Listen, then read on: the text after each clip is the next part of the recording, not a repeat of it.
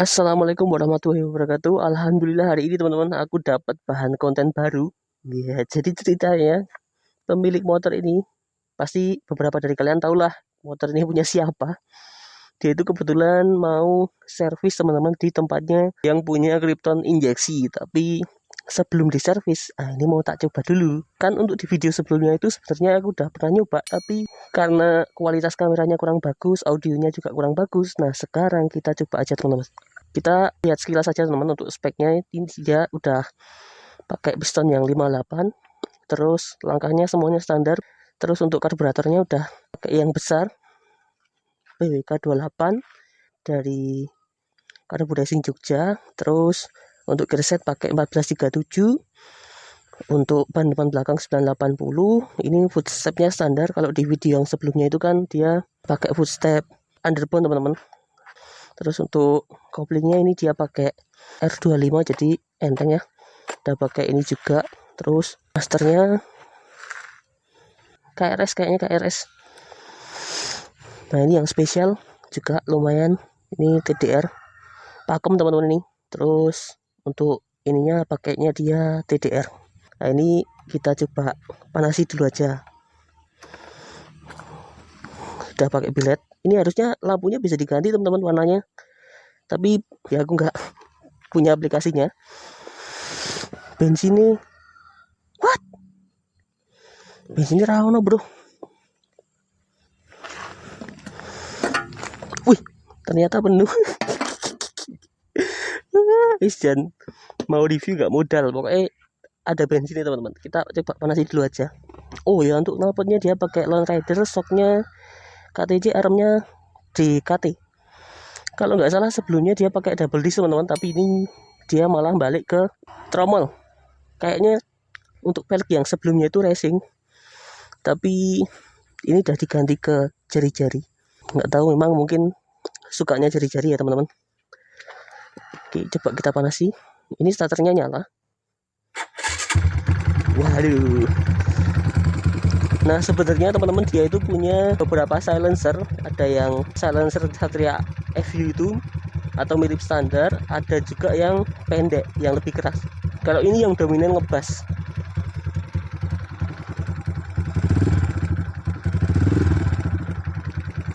Suaranya lumayan halus.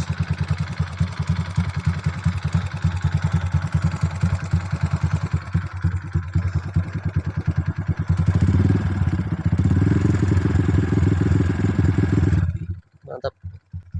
Kita diemin dulu biar agak sedikit panas. Kalau gitu langsung kita coba test ride aja teman-teman. Nanti tak jelasin detailnya sambil jalan. Mumpung bensinnya masih ada.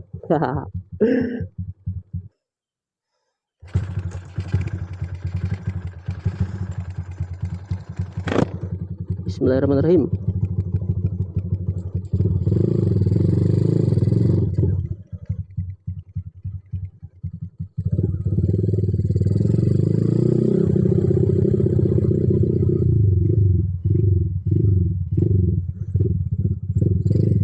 Ini.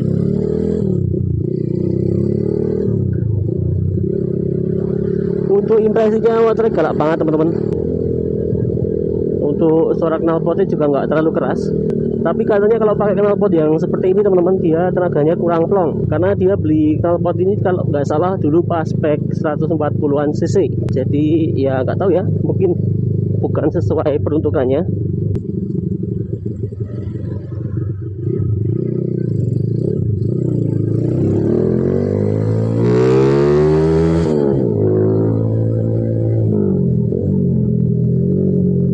Teman-teman, ngeri.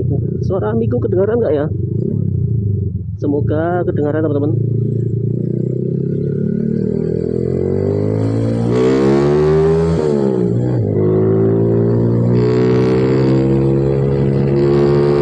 Anjay, ini sih gas separuh, tenaganya udah gede banget teman-teman. Mantap, ngeri.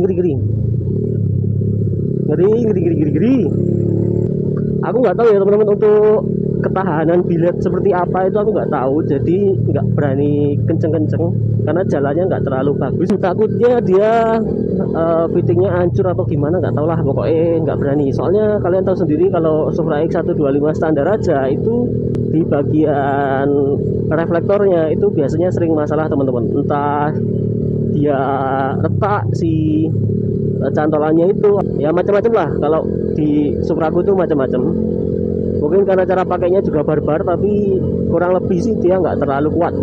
Apalagi kalau udah diisi dengan biled yang cukup berat ya teman-teman. Apakah dia akan tahan lama atau gimana nggak tahu sih, tapi intinya ini punya urat, jadi aku nggak berani kenceng-kenceng. Nah ini kalau udah jalanan kayak gini mungkin berani teman-teman. Bensinnya ke kaki semua.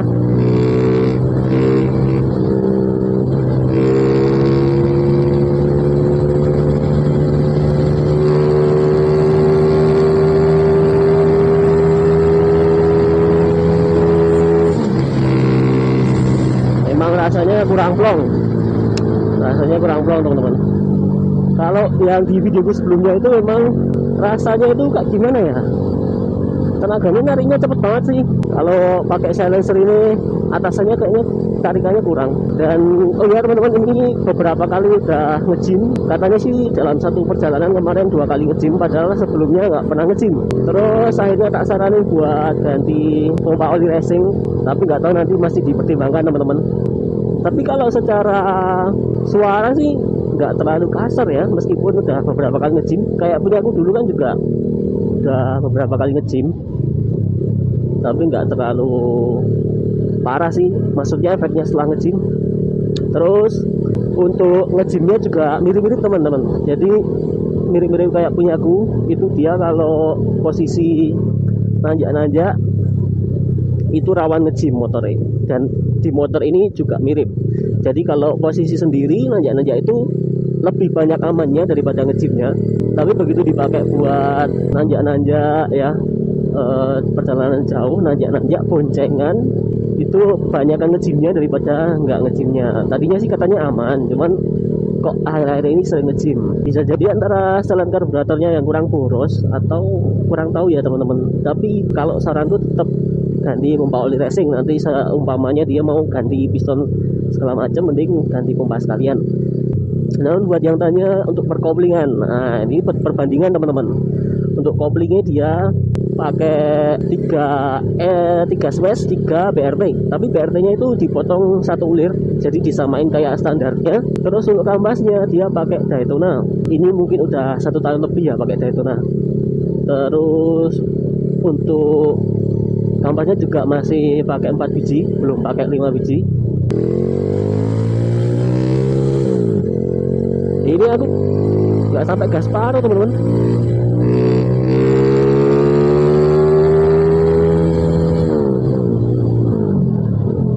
Sebenarnya kalau untuk lurusan di jalan datar kayak gini teman-teman, itu jarang banget nge-gym lah pokoknya.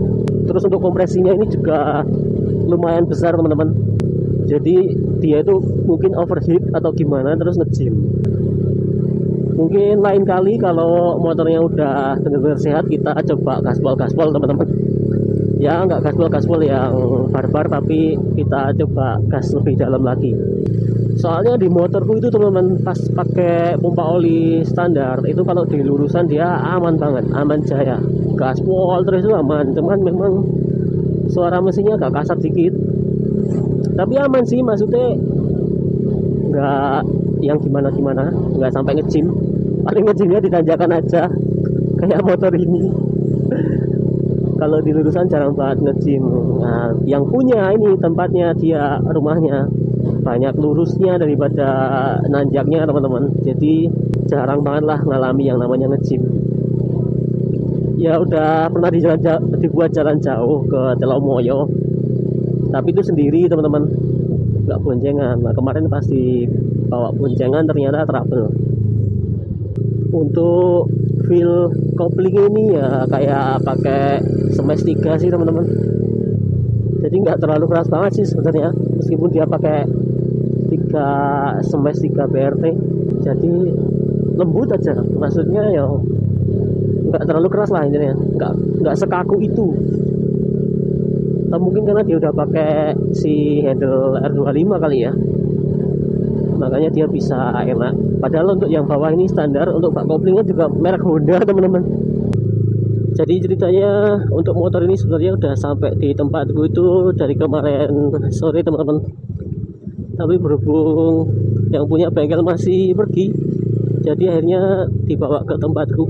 Terus untuk rencananya besok setelah diservis mungkin di inrain dulu di tempatku. Jadi setelah selesai di bengkel Mas Benz, ini inrain dulu. Setelah inrain mungkin baru bisa diambil, soalnya rawan teman-teman, takutnya nanti di jalan kenapa-napa. Kalau sudah inrain kan dia udah ayam. Nah sekarang kita menuju ke bengkelnya aja teman-teman, karena tadi aku udah janjian itu 6:30 untuk tak antar ke sana, tapi ini udah 6:30 lebih. Nanti takutnya dia malah pergi yang punya bengkel. Sekalian kita main ke tempatnya, ke bengkelnya. Ini dia bengkelnya teman-teman.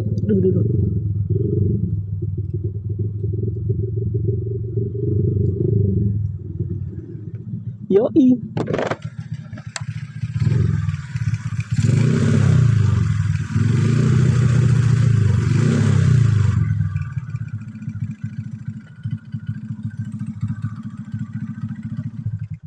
Memang kalau panas mesinnya ada suara tek tek tek gitu teman-teman. Semoga sih kruk asnya nggak apa-apa ya. Oke, terima kasih sudah menonton teman-teman. Sampai jumpa di video selanjutnya.